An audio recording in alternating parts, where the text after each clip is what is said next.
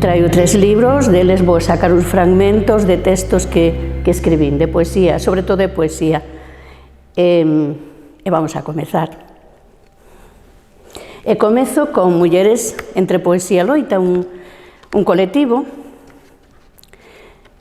e vou ler un poema de aquí. Trata da muller, e di así: a nena, ela, eu, engole as vaguas por ter nacido en riba de estripos retrógradas, estigmatizada. As bonecas rínse na miña cara, na súa, e crean diferenzas irredutíveis. Temos vertixe, pero somos quen de atravesar os canellóns, coa esperanza aínda intacta. Camiñamos, afastamos esta memoria absurda, como se fósemos centauros. Sei que haberemos superar a suposta estereotipia, pois hai un iris que nos quece polas coxas e comprobo que xa non gabean contos polo meu embigo, nin xiro no movimento sísmico da lavadora. Deixei de figurar neste escenario ilóxico. Vela, aí estou, son eu, e identifícome.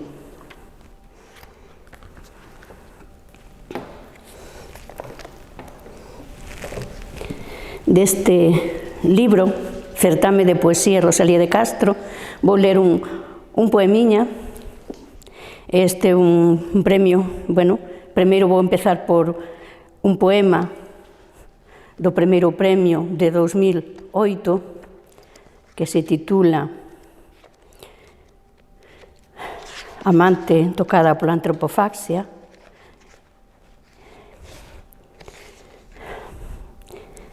Tesme horizontal, espida, espasmódica, mollada entre as sabas. Tesme en contacto co teu sexo, en posición de amar. A túa lingua succiona menteira, lingua retrátil. Sinto que as cóxegas acurtan as distancias. Estoupa de prazer o clítoris. Téñote en min mergullado. Non hai palabras. E de 2012, tamén primeiro premio, o poemario Contemplo o proceso inevitável da despedida. Existe unha estación baleira no meu subconsciente, pendurada das miñas meniñas. A imaxe dun tren pérdese no horizonte. Iso é algo recorrente, que teima en fixarse como a unha calcomanía. Viro os ollos cara as vías do Antonte, e a tépeda néboa bate neste meu corazón de inverno, que posúe a cor gris da melancolía. Escacha como unha folerpa e esvara, inevitablemente, cara aos raíz de ferro, desaparece. E deste libro, Espello de mí mesma, que é o meu primeiro libro individual, vou a escoller unhas cousiñas e vou empezar a ler. Por exemplo,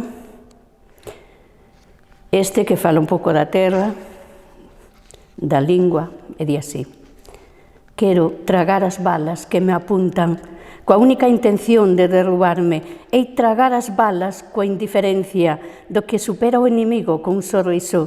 Terei a ousadía de defrontarme, aínda que permaneza desafiante diante miña coa súa intolerancia. Serei quen de seguir a pesar das tendencias manipuladoras, homicidas que me saen ao camiño, póndome obstáculos. Este é un pobo forte, onde as eguas paren soas no monte.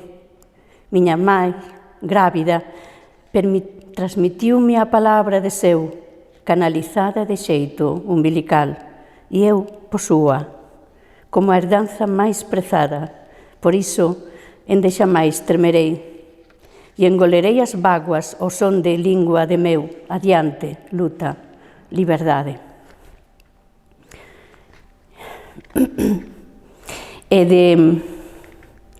da sección A pedra e a lembranza tamén, outro poema que fala un pouco da destrución dos montes, dos incendios, e vou a ler un fragmento. Sei que ficará na memoria o terrível fotograma e habilitaránse cemiterios nas chairas, pendurados do pranto, que esvara dos vencidos outarelos. Ouveos baixo as lapas, agónicos, laios, amargos, cobren as cinzas do toxo albar. O corazón do monte entra en parada. Secuencia 32. Imposível RCP. Cai o pano nas gándaras deshabitadas. Nos ermos dorme o silencio máis atroz, tombado nas letais queimaduras. Isto é un deserto. Vexo a morte a través dos ollos dunha egua que non achou a saída do inferno. Tiña cepos nas patas.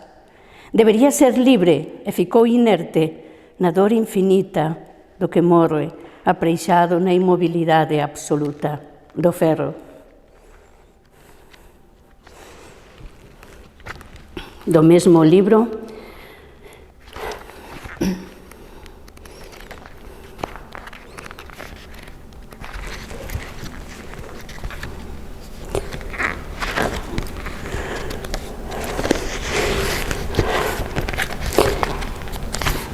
supostamente estaba aí, incrustada nas rochas dunha praia infinda. As pálpebras pechadas deambulan polos espacios impenetráveis da mente en tránsito. A luz decrecida concibe unha oscura ameaza e fere silenciando verbas ao bordo dos labios. Delimitadas liñas interceptan códices ambiguos que forman linguaxes incertas, confusas emisións flúen como fráxeis caricias, mergullándose nas aguas da inexistencia. As páxinas acollen un valeiro inmenso, con unha extensión que tal vez non abonda con mover os labios para superala. As ausencias, tinxidas de tinta, garabatean un mundo de símbolos deformes. Virus informáticos asaltan arquivos con lousas que soterran alfabetos efémeros.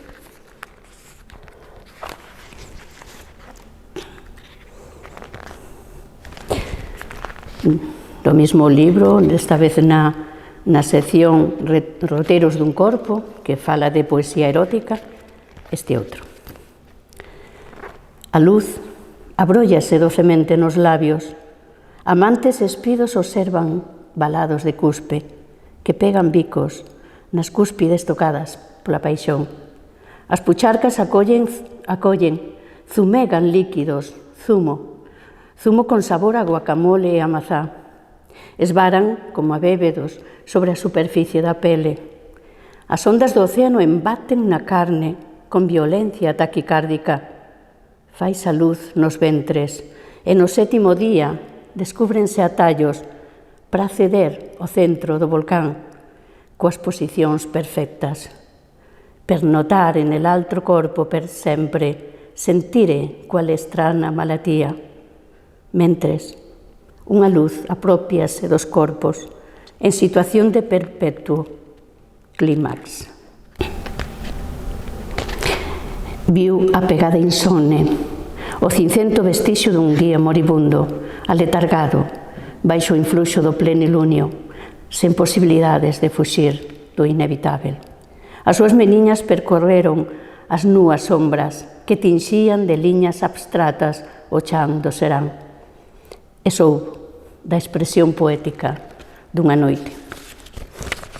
E agora vou ler un poema en prosa que tivo unha cese non hai moito, dos 20 anos do Museo de Diego de Giraldez, pintor da Cañiza, e titúlase Unha muller, basado nunha pintura del. Non sei se se verá, unha imaxe, o sea, un pantrigo e con adoas, unha figuriña aí, que eu, para min, a personifiquei nunha muller. A muller vive nunha superficie de pantrigo. As adoas das extremidades inferiores forman 2 triángulos e a face amóldase na masa nai. O nácar construí vértebras que son o soporte indispensável de estabilidade. A figura é un estilizado colar de pérolas que observa con asombro para o infinito oscuro, imperceptível. Fica sentada nas torradas codias da montaña e permanece en éxtase. Carreiros irregulares circundan a terra que a sustenta. Ábrense sulcos no solo, como se fosen cráteras, fendas. Son veas, arterias que transportan a esencia, a vida, moléculas que crían un espazo de folerpas de algodón. A bola de pan pousa no riscado tapete da cociña e forma un bodegón coa rapariga en sedestación.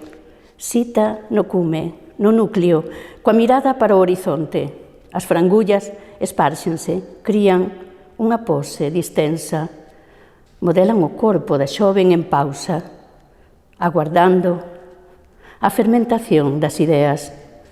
Ela é a imaxe perfecta da espera, perlada, soña na cor atenuada da cotidianidade, habita nas rotas estelares da inquietación e permanece suspensa no inmenso universo, isolada, mas séntese única no trazo exacto, perfecto da composición.